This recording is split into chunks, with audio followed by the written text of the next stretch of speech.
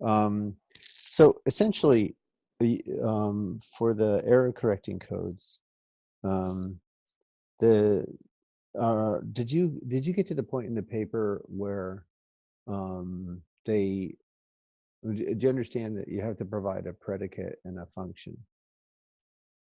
Because I think that's maybe where you were having um, questions about how to get off the ground. As in, like, to figure out the Hamming distance? Is that No, you don't have to. You don't necessarily.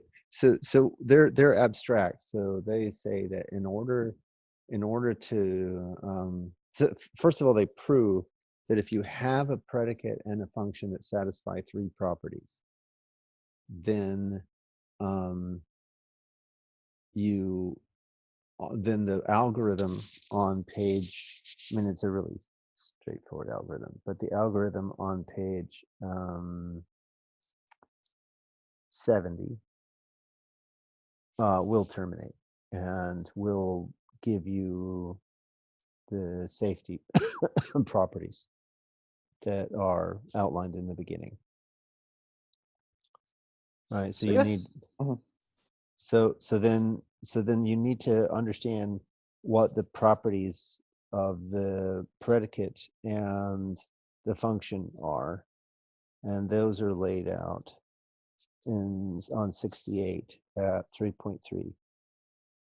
So it's got to be the case that um, if you have a vector that lives inside your condition, that for all the vectors that are in the ball around that vector with the number of crashes and Byzantine errors, that your predicate holds of any of those vectors, right? So that's kind of it's a continuity property.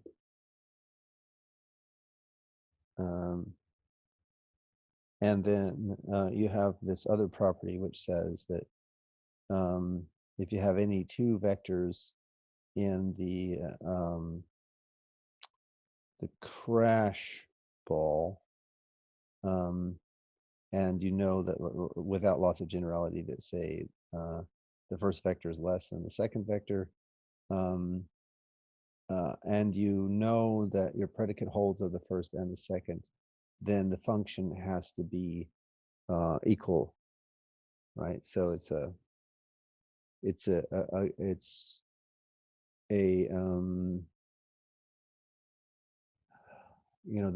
the function, um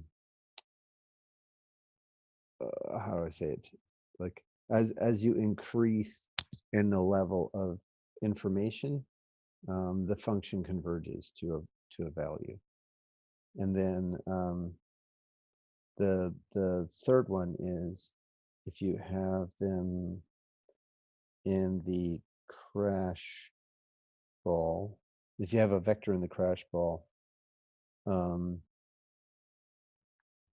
then the predicate of that vector implies that um, the so predicate holds of that vector implies that the function of that vector is equal to the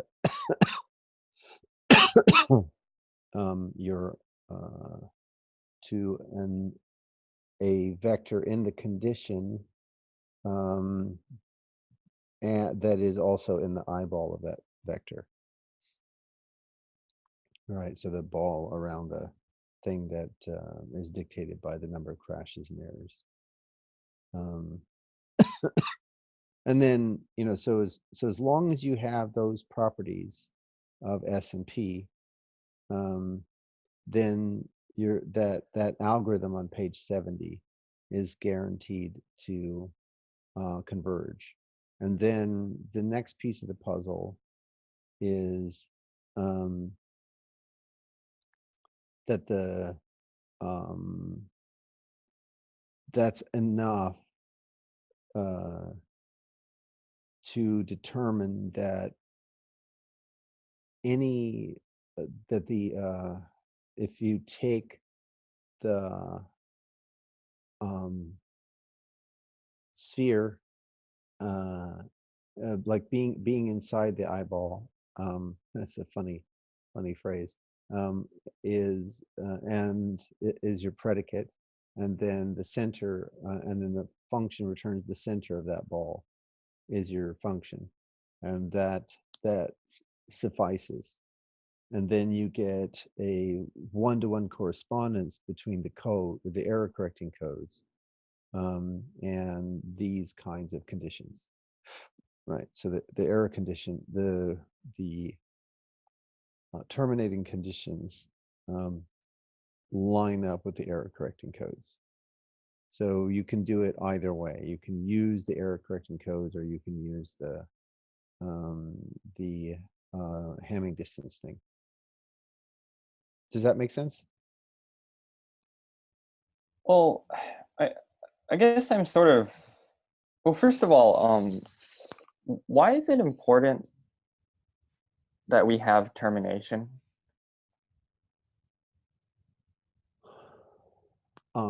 Because well, I mean, the counterexample is the one. One of the most compelling counterexamples, of course, is the one that um, Kyle and Mike point out. Right? You can have these infinite ladders where the network is divided in two, and even though both networks are safe, they're divided on what the value is. Sure. So that's a fork, right? I guess in some sense, like you can't really prevent that, though. I mean, like you, In I an async understand. in an Mhm. asynchronous setting, you're right. It's impossible to prevent. It's in the synchronous setting where you can prevent it. And what we're trying to do is to show that you can have a you can have sort of a minimal synchrony constraints, and you and you can guarantee that this kind of situation doesn't happen. Yeah, I don't know. I guess is I'm not really convinced that this is like anywhere near like the top of our priorities in terms of um like Oh, I just well, I mean, in terms of the top of our priorities, my goodness gracious, I agree with you. I've been focused on a lot of other things. yeah, and I think like I don't know this there like I mean I understand like it it if it terminates, I mean that's better than not terminating, obviously, but yeah, I guess I don't yeah, like I feel like there's a lot of things related to incentives that need to be dealt with.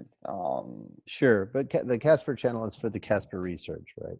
Sure. And so okay, yeah, like just assuming um it makes sense to solve uh like so one thing like so this algorithm on page 70, right?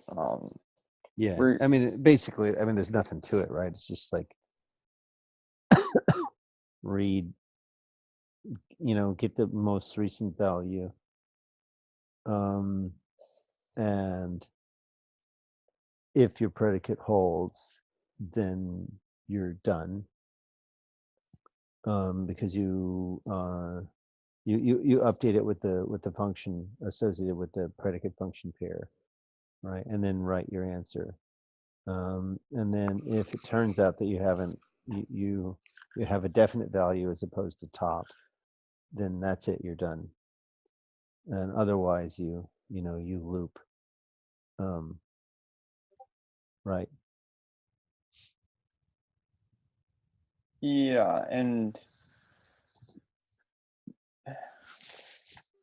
you're able to look at all values of wi,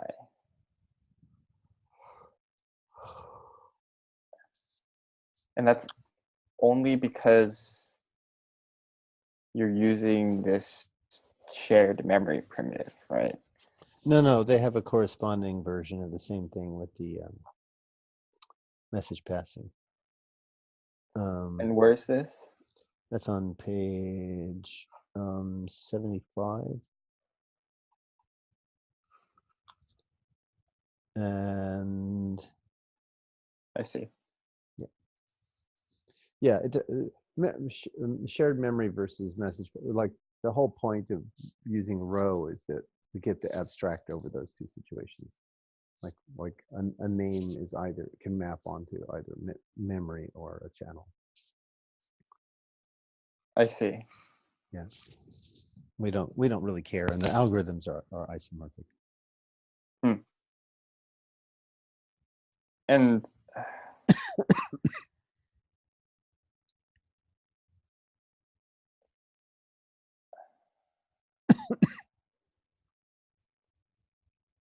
so what is seeding the randomness here, so to speak, or what's like the match on page 75?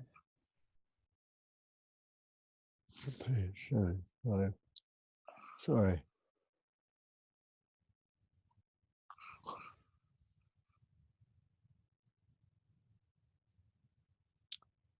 Right. So if the VI is within the error correcting code, if I recall correctly, what you're now checking is that it's, it the match gives you is this inside the code? Like does the code decode this to a value?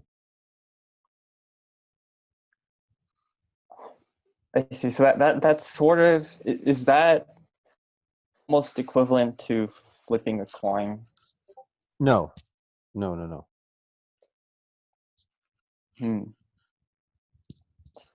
I guess I'm wondering where the Match is checked to whether the digits received so far can be matched to any code word. Yeah, that's what that does. That's exactly what I said. I see. So So I guess I'm wondering where is the randomness to ensure this algorithm converges the come from?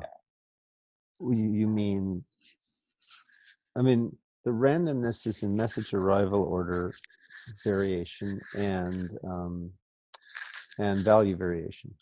That's the only source of randomness you have in a message passing protocol.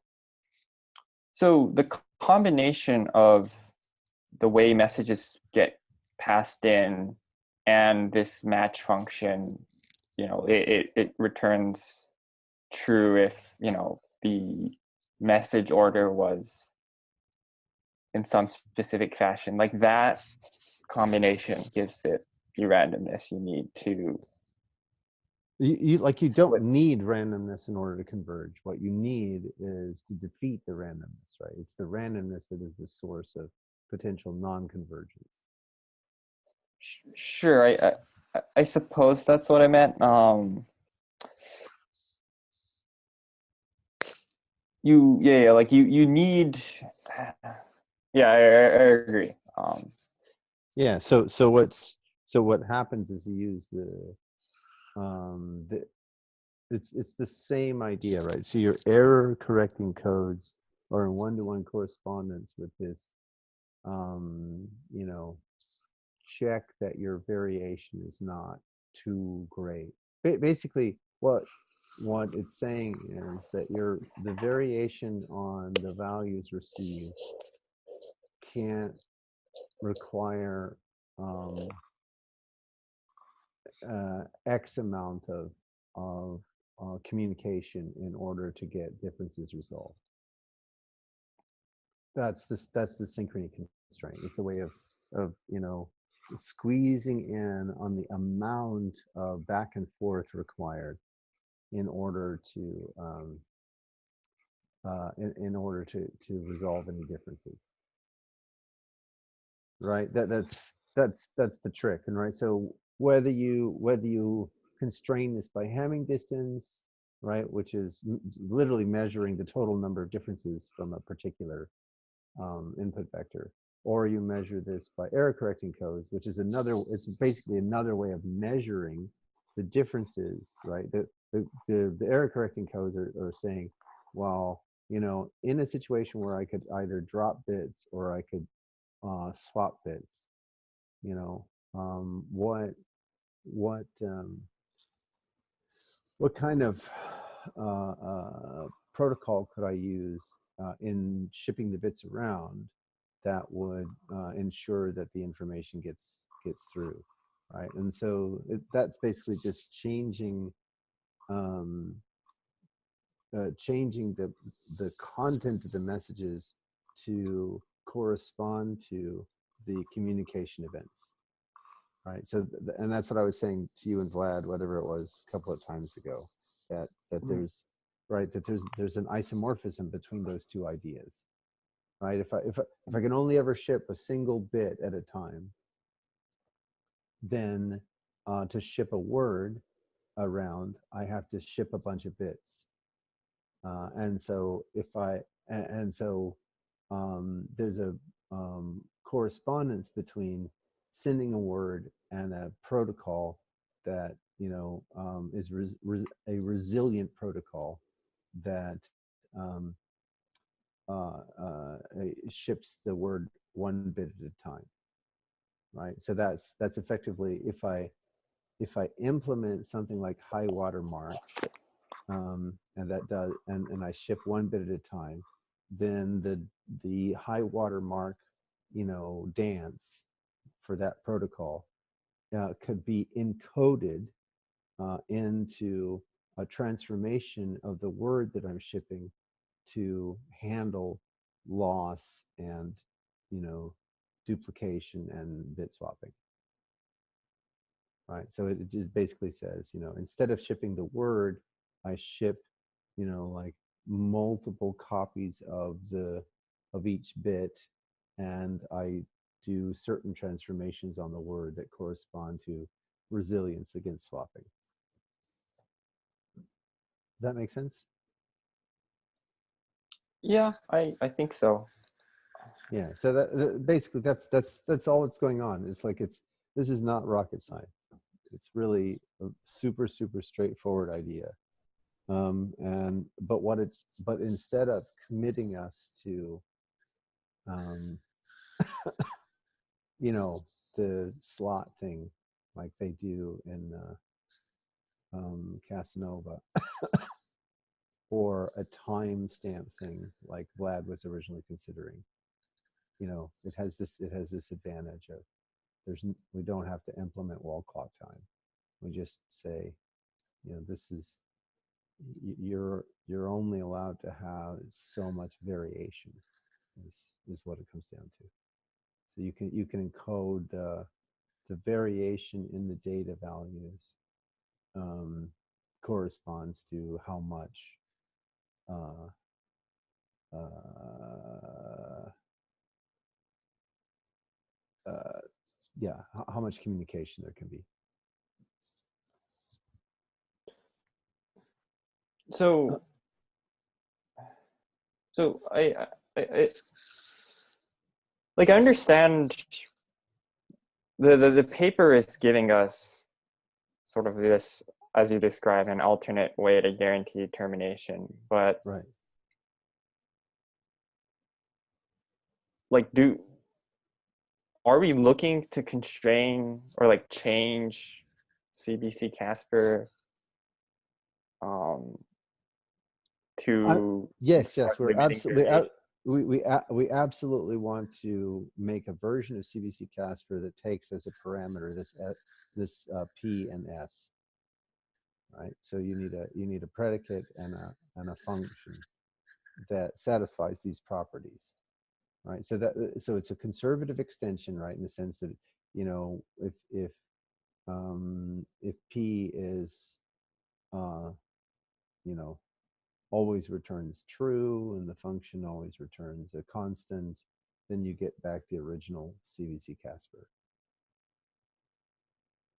right? And so you get, or some variation like that, right? Some limiting variation like that recovers CVC Casper from this parametric form of CVC Casper, right? And so now we have this ability to get termination without being super um, um, hard-nosed about exactly which synchrony constraint we impose. We say your synchrony constraint um, has to be expressible as this predicate and this function, and the predicate, and you have to deliver to us a proof that the predicate and the function satisfy these three properties. And once we see that they satisfy the three properties, then we're satisfied that it's a decent synchrony constraint, and we're off to the races. Does that make sense? Sure. But we're And then not going to do this for mainnet.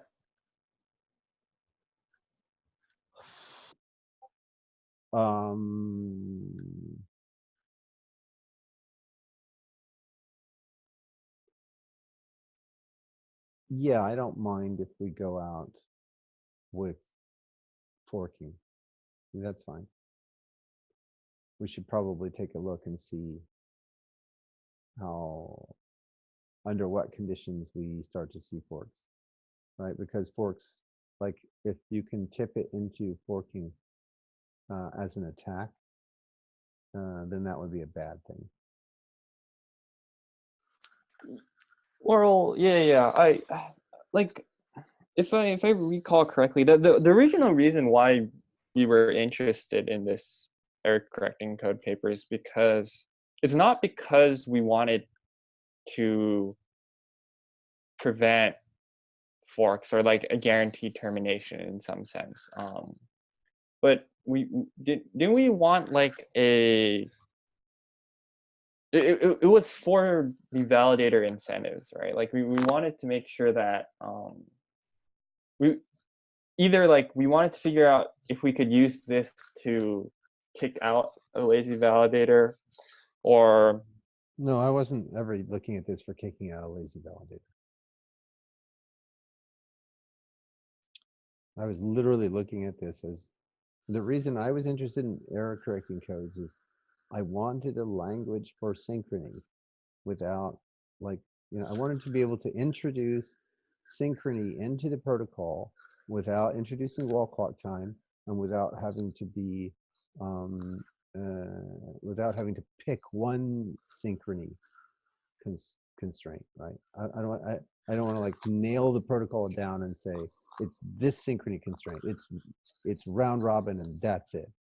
And I didn't want it to be, uh, you know, yeah. So like exactly as you said, like we wanted to find a way to kick out validators without using wall clock time.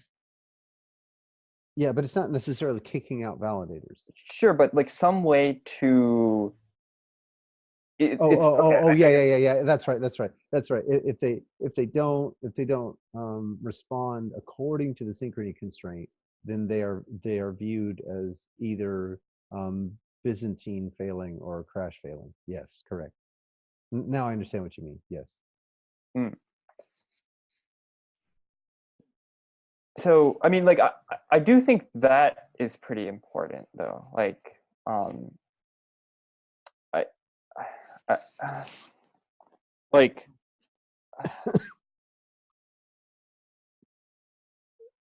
I think that's, like, if you want to have a network that is, I don't know what kind of definition of resilience this is, but like I do think that it would be nice to have for mainnet. Sure.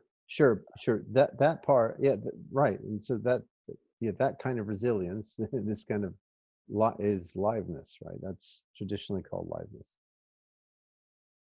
Yeah, I guess it is liveness, and So that's why I wanted a liveness protocol, right? Yes. Yeah, and the thing is that so far, like I think it became less interesting to Vlad. They sort of went off in a certain direction. They got a certain level of understanding of the problem, and then moved on to other things. Like largely, I think they're focused on sharding in a situation where you can trust, where you have a trust relationship amongst the shards. And yeah, that's less realistic in the public network setting that we're talking about. But I just wanted to complete the work, right? I just wanted, just like, there was I felt like I came up with a well-stated problem. The problem is no wall clock time and no specific synchrony constraint, but a set of, basically a language for stating whatever your synchrony constraints are. And so we have that, and we can implement it in mainnet. It's not particularly hard, right? So like it's like, if we make sure that the onus is on the supplier of the P and the S, to prove the properties, then it modify this. It's like a 3-line modification to our existing code. Okay. Currently I don't really have a idea of what PNS that would be. Yeah, but that's the nice thing about the paper, is it provides a paradigmatic P and S. It says, if you now need an example of a P and an S, then the example is you can't be, you have to be inside this eyeball, right? So where I is your input vector, and the ball you're calculating is in terms of the allowed number of Byzantine faults and the allowed number of crash faults. You have to be inside that, and the function has to return the center of that ball.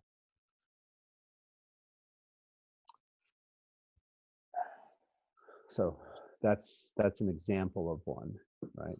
That satisfies the properties that they give. Do you think? Yeah, I'm just wondering, like, what is an example in terms of like what I guess we're trying to solve? Like, I'm trying to think, like, because our safety guarantees already give us this property that, like, we can't have more than T faults, right? And so But this is it's not just the faults. It's the other way around. It's the number of faults is telling you how much communication you would be allowed to have to span the delta from one value to another.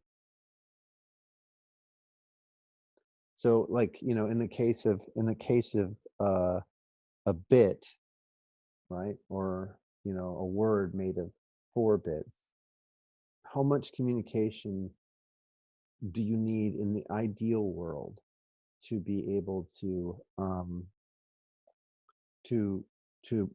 construct a path from the word you've got to the word that you saw from someone else? And if the amount of communication back and forth is that's got to be bounded by the number of faults. And the reason that the number of faults is important is because as you communicate, each time you communicate, in order to get that delta across, you are subject to those many faults, right? So they accrue. Because and that's the issue, right? The issue is that you have to stay inside that total amount of communication. Otherwise, the faults will overtake you, and you won't be able to converge. So it's not that this thing is guaranteeing the number of faults. It's that given you tell these the faults are parameters. You say how many Byzantine faults you're allowing and how many crash faults you're allowing, and that basically puts and then that plus these other continuity constraints put a limit on the amount of communication you could ever have in order to terminate. So okay, can we go do an example with, let's say, no faults allowed? We have to go from one word to the other, or In a whatever single equivalent. communication. Yeah, Yeah. but then you know it's like you can only have that much variation in the like, so if you're talking about a single bit, right? You know, you could go from 0 to 1 or 1 to 0. So that's not very interesting, right? And you can only have that one communication. That's right. That's it. If So I guess how so does think about, go ahead. Go ahead. well, I'm just wondering what is, because like what is the goal of um like you're trying to converge upon a value, right? And you have constraints, but like you don't know what value you want to converge to, right?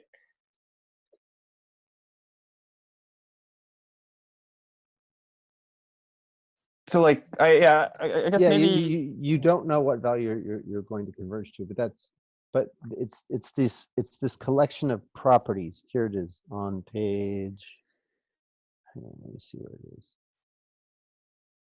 Yeah, and it's really worthwhile looking at the proof on page 71. That really basically helps you understand how the properties of the predicate do what they're doing. So so again, don't worry about shared memory versus message passing. These it's a difference that doesn't make a difference. But look at, so on page 68, you have your 3 properties, which I identified for you, right? Basically,